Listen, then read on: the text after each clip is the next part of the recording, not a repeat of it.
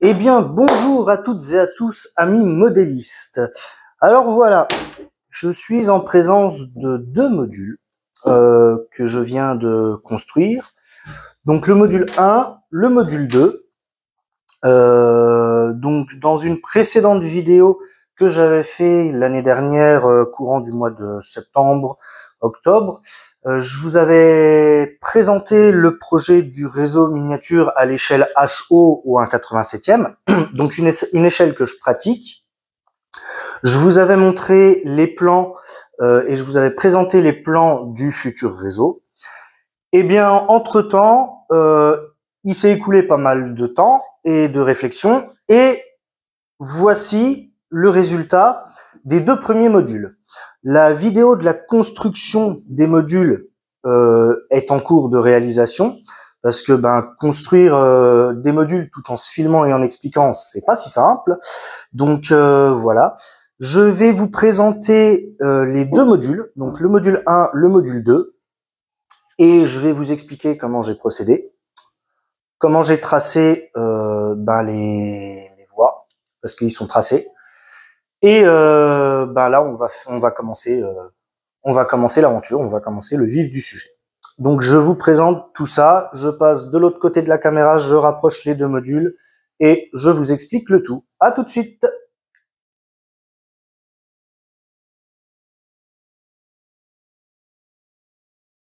Alors, voici le module numéro 1. Donc, module numéro 1 qui est un module, comme vous le voyez, semi-ouvert, puisqu'il est fermé ici, avec là la sortie et l'entrée de la voie direction la coulisse. Ne prenez pas peur, là le fond de décor, le bleu, ça a été un essai que j'ai fait, qui n'a pas été concluant du tout. Ça va être modifié, vous inquiétez pas. Alors, pour en revenir au module en lui-même, alors je recule un petit peu la caméra pour qu'on le voie bien. Toc, voilà. Alors, le module, comment il a été fait? J'ai acheté en fait des planches qui servent à faire du coffrage, donc assez épaisses. Elles font environ, alors elles font 20 mm d'épaisseur et en hauteur elles font 110 mm. Donc j'ai fait bêtement un coffre sur lequel j'ai fixé, collé et vissé aussi du MDF de 6 mm. Donc là, le module 1 est peint, ça se voit pas trop, mais si vous regardez là sur le module 2, là on voit qu'il y a une différence de teinte de bois. Là, c'est l'épaisseur de MDF de 6 mm. Alors, pourquoi du MDF de 6 mm? Alors c'est propre à moi, hein, ça. J'ai eu quelques petits ratés sur des précédents réseaux avec du contreplaqué, où le contreplaqué a un peu travaillé et il s'est mis un petit peu à gondoler. Donc les trains zoukaient pas mal quand ils roulaient. Et je trouvais que c'était un petit peu gâché le fait de voir rouler les trains. Donc je me suis orienté vers du MDF de 6 mm. Le magasin de bricolage où j'ai fait la découpe m'a gracieusement offert la chute qui m'a servi de faire le fond du réseau et de finir le réseau. Les pieds, c'est des tasseaux de 36 par 36 que j'ai fait réglables. Donc j'ai acheté sur un site bon marché dont je vais taire le nom, des pieds réglables comme ceci. Donc un écrou à rentrer dans le bois et après le pied est réglable en hauteur. Les pieds, je vais les maintenir là avec une barre transversale sur chaque pied, parce que là vous voyez il est un petit peu branlant le module, mais ça c'est pas très grave, ça va être corrigé. Et par contre j'ai joint les deux modules comme ça et je les ai serrés avec un serre-joint, avec deux serre-joints là en dessous. Une fois que c'est serré et qu'ils sont ensemble, ça ne bouge plus.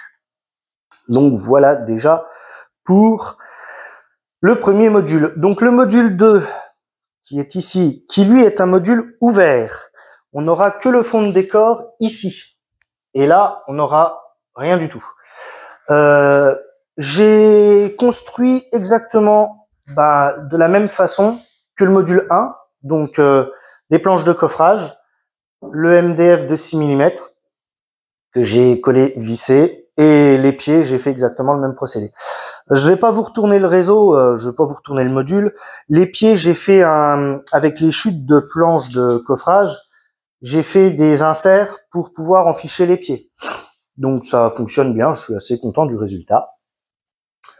Donc voilà pour le module 2. Le module 2 est pas encore poncé, je vais le poncer aujourd'hui, je vais le mettre en peinture et il sera beaucoup plus joli après. Alors j'ai décidé moi de peindre le contour du réseau en gris clair parce que j'en ai un peu marre de voir des contours de réseau peints tout le temps en noir. Je trouve que ça assombrit un peu le réseau. Donc moi j'ai décidé de le peindre en gris clair.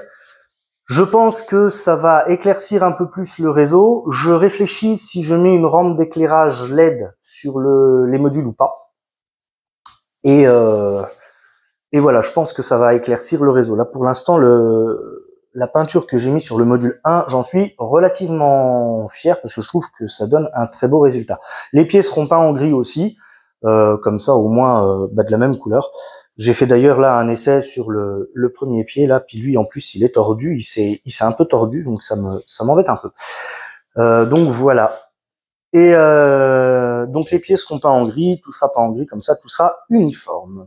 Eh bien écoutez, on va passer maintenant au tracé des modules, de comment j'ai tracé tous les modules. Et on continue la suite. Allez, à tout de suite.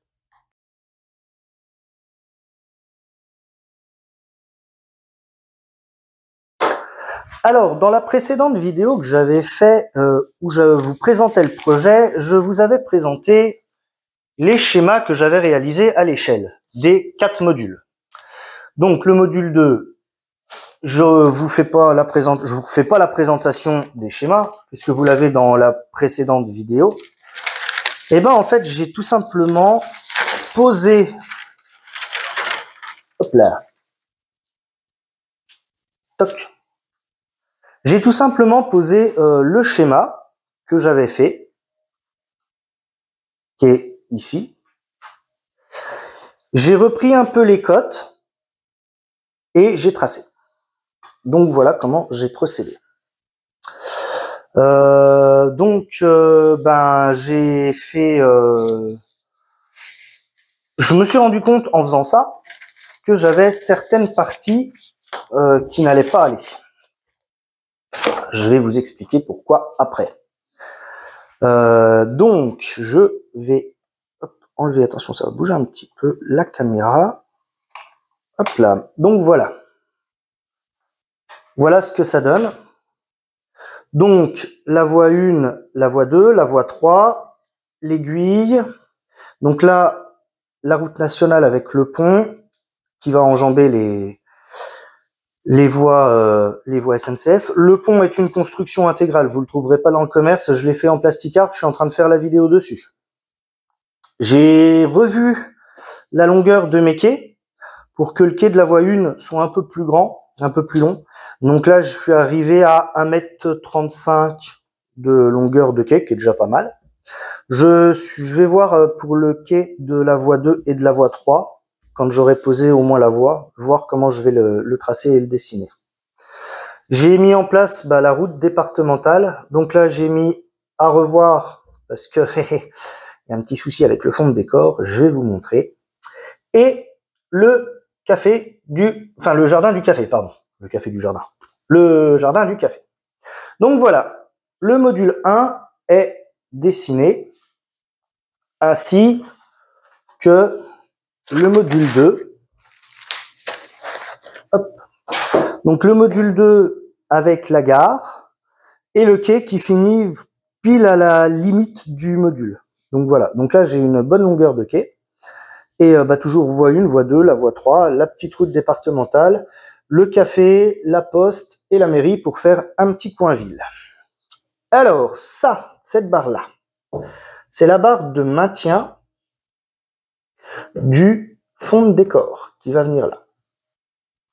Et maintenant, je vais vous parler des fonds de décor du module, enfin des deux modules. Et je vais vous expliquer pourquoi je travaille à l'envers et pourquoi j'ai réalisé les fonds de décor avant et que je les ai fixés sur le réseau avant de décorer le réseau. Parce qu'en fait, je me suis retrouvé face à un gros problème au niveau des deux modules. Je vous montre ça et je vous explique tout de suite.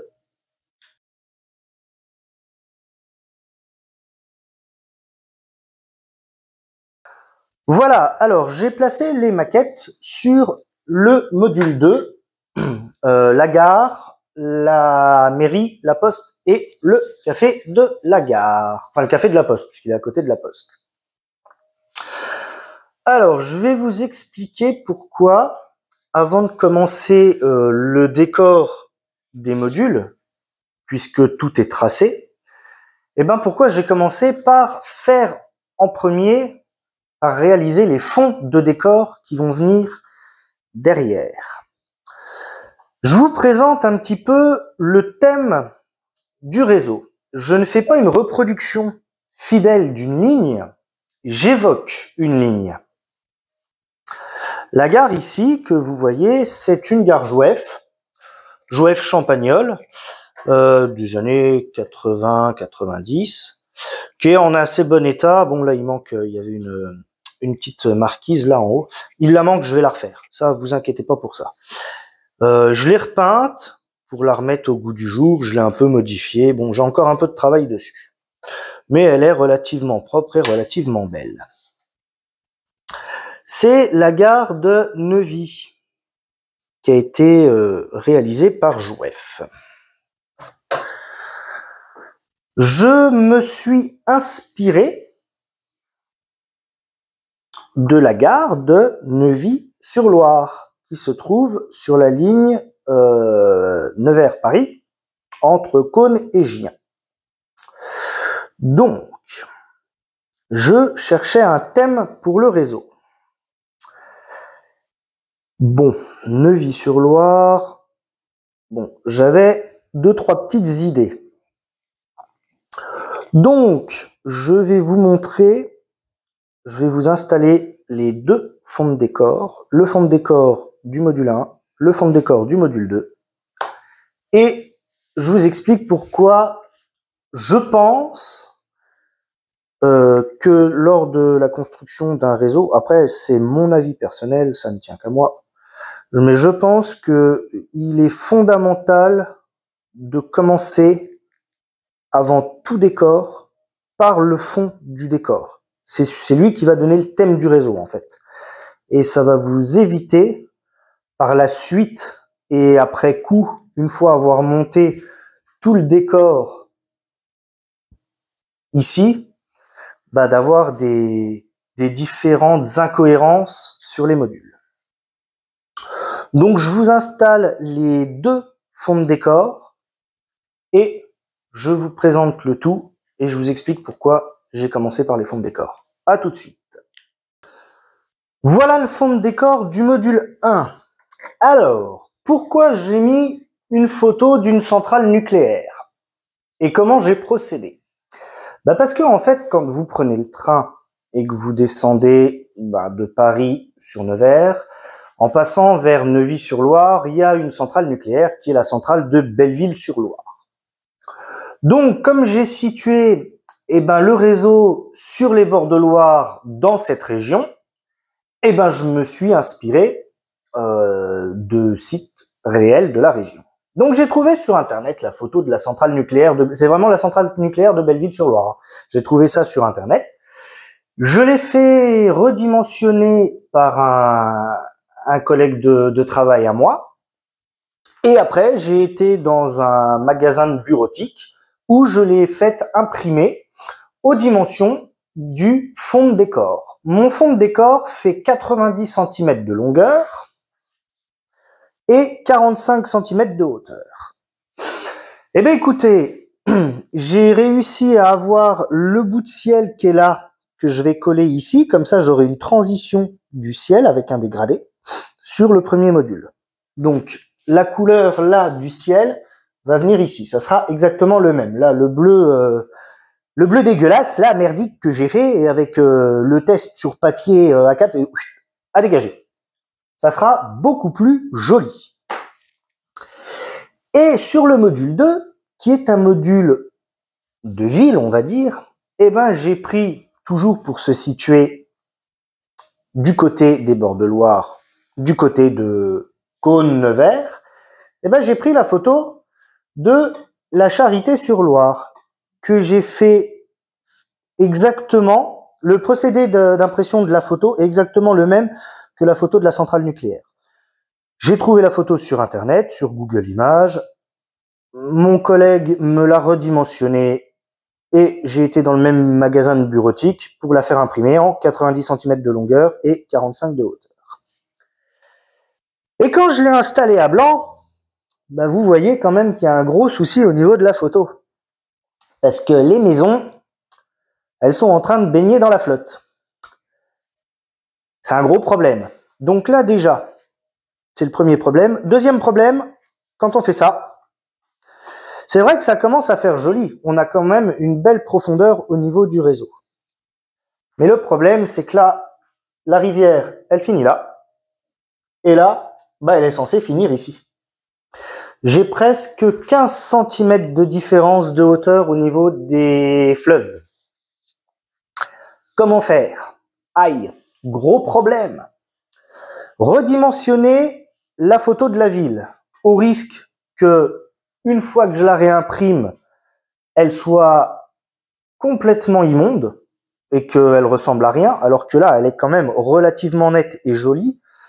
Si on se met vraiment très près, on voit les pixels, mais si on se met de loin, franchement, ça passe. Bon, et puis redimensionner la photo, la faire réimprimer au risque qu'elle soit complètement hideuse et que ça gâche le module, et puis ça va encore me coûter des sous pour rien, c'est pas la peine. Donc, eh ben, j'ai encore fait appel à mon collègue, parce que je suis une bille en informatique, hein. Lui, il s'y tient, il se touche bien en informatique, mais moi, je suis une grosse bille. Je lui ai demandé qu'il me récupère que le ciel, là, et en fait, je vais couper le bas de la photo pour tout redescendre, pour que le pont arrive à ce niveau-là, et que j'ai, par rapport, hop, au module 1, donc je vais mesurer là la hauteur de la rivière, du fleuve, je vais reporter cette même hauteur ici, je vais couper, je vais tout redescendre, et comme ça, j'aurai mes fonds de décor à hauteur, et puis les maquettes qui sont là, donc la mairie, la poste et le café, baigneront plus dans la flotte. Voilà pourquoi j'ai commencé par les fonds de décor. Parce que j'aurais réalisé les fonds de décor après avoir réalisé l'ensemble de la maquette, donc poser les voiles, les caténaires, les maquettes, les routes, les machins, et que j'aurais installé le fond de décor après, je me serais retrouvé devant ce problème-là, et puis là, j'étais bagué pour la suite. Donc, je vais réaliser les fonds de décor, donc, après les fixer définitivement, et une fois que ça sera fait, on pourra passer au décor des deux modules. Voilà pourquoi moi je pense que quand vous construisez un réseau modulaire et que vous décidez de mettre un fond de décor, qui plus est un fond de décor photo, il faut réaliser le fond de décor, le placer à blanc sur les modules avant de commencer tout autre travaux de décor.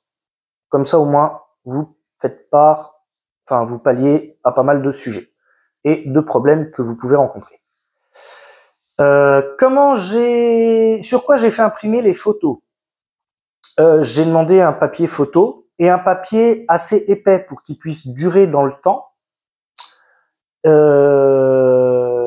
C'est un papier qui a un petit peu la texture d'un papier peint qu'on peut coller sur un mur dans une maison. Le module 1, lui, il a été collé, le fond de décor. Alors, la photo a été collée sur le fond de décor. Le fond de décor est juste tenu par des serre-joints là pour la vidéo. Je l'ai pas fixé définitivement, je le ferai aujourd'hui. Je l'ai collé avec de la colle à bois. Donc j'ai bien enduit de colle à bois le panneau sur lequel j'allais installer la photo. Ensuite, la photo, je l'ai posée et après, je l'ai bien étirée avec une raclette à papier peint à plat. Et après, pour ce faire, j'ai fait par terre un lit de sopalin. J'ai retourné la photo. J'ai posé la photo sur le lit de sopalin et j'ai mis des poids pour bien étaler la photo. Et ben en vrai, et j'ai laissé sécher pendant 24 bonnes heures. Et ben en vrai, j'ai un fond de décor qui est très plat, la photo est bien collée et j'ai pas une bulle. Je suis bien content du résultat. Donc voilà pour les fonds de décor. Alors c'est joli, hein, ça commence à faire rêver, ça commence à prendre forme. Mais franchement, je pense, j'insiste, je sais que j'insiste là-dessus, je pense que commencer par les fonds de décor, c'est fondamental pour éviter d'avoir des problèmes de dimension et de décalage des photos. Comme ça, au moins, on décale, on règle, et une fois que ça c'est fait, eh ben, on n'a plus de soucis. Voilà. On continue la vidéo de la présentation. Je vais vous expliquer avec quoi je vais faire ma voix. Et la pose de la voix sera un autre sujet de vidéo. Mais je vais vous expliquer les fournitures que je vais utiliser pour faire le réseau, poser la voix et joindre les modules. Je vous explique tout ça de suite. À tout de suite.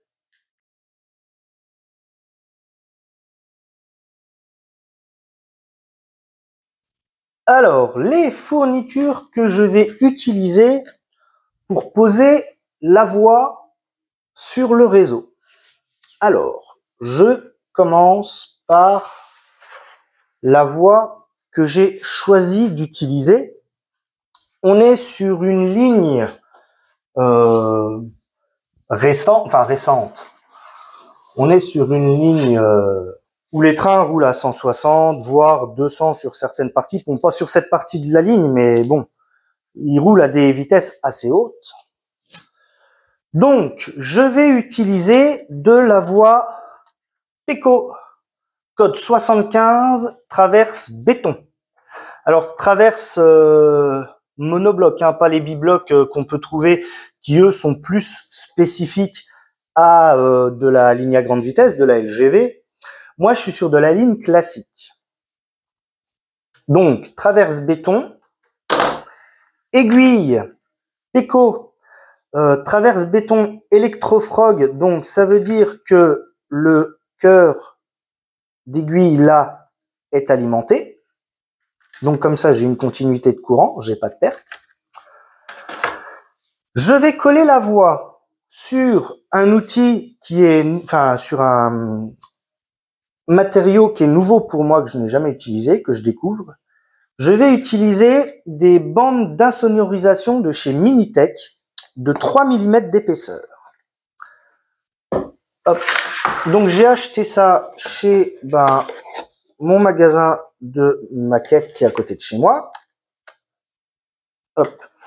Ça se présente comme ça, c'est des demi-bandes et il faut les coller pour que son